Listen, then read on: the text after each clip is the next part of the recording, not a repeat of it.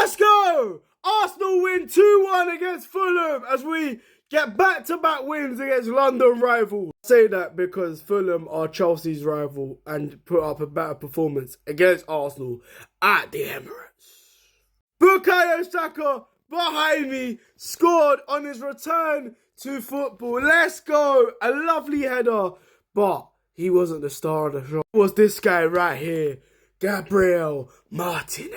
I don't know what happened, but he shape-shifted into Neymar today. He made Timothy Castagna look like Wayne Shaw on a football pitch. If you know, you know. Someone said that Berta's aura spooked Martinelli into a 1v1 demon.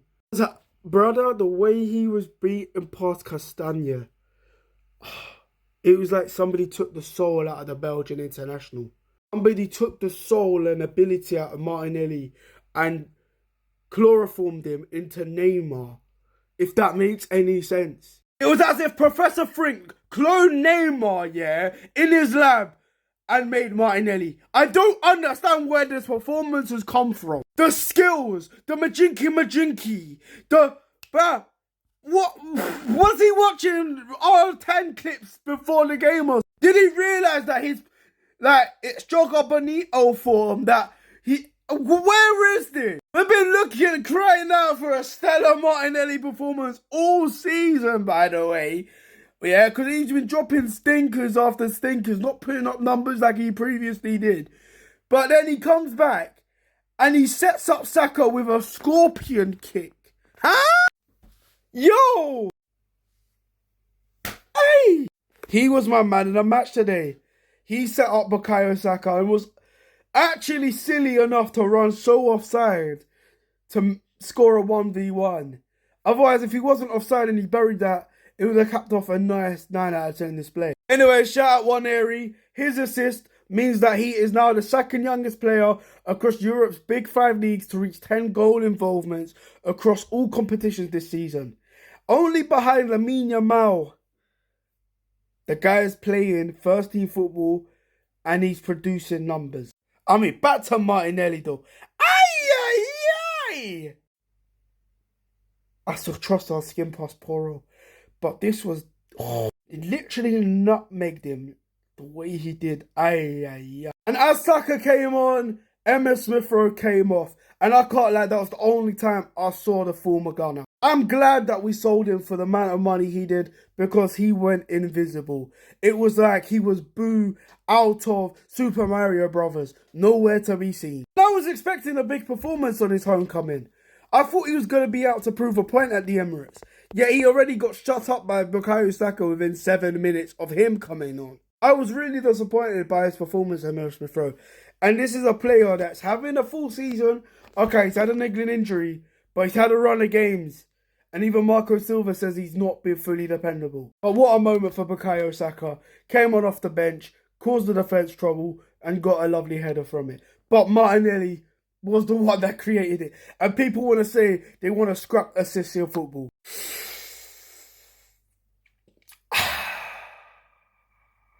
Bukayo Saka with more goals than Foden and Cole Palmer in Big 2025. Despite that being his first appearance in January. The brother was out for, 4 months? Okay, back to Martinelli. Obviously, he got man of the match in football, but one thing I'll also say is that Yuri and Timber better not be out alongside Gabriel for that big game against Real Madrid. Otherwise, this will be our back four going up against Real Madrid. A team of Vinicius Jr., Kylian Mbappe, and Rodrigo. Oh my God, this midfield would be so cooked as well with Merino in there.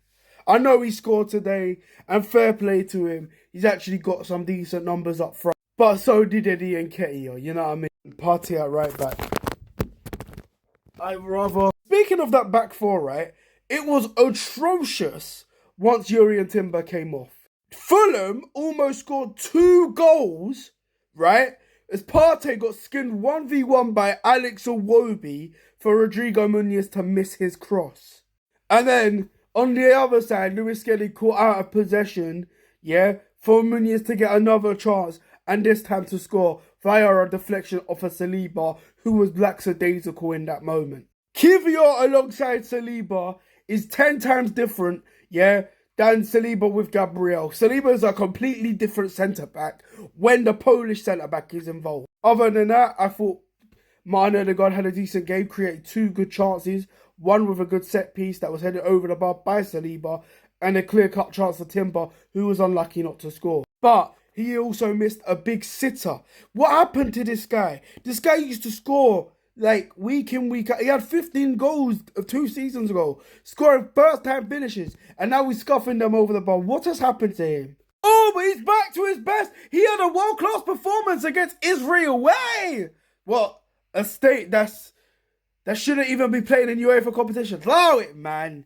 Overall, it was a solid 2-1 win. I'm actually happy with the result. I'm just gutted that Gabriel is injured. Timber might just be out as well, as climbing against Real Madrid is going to be a lot harder as we are without any supplies. Great.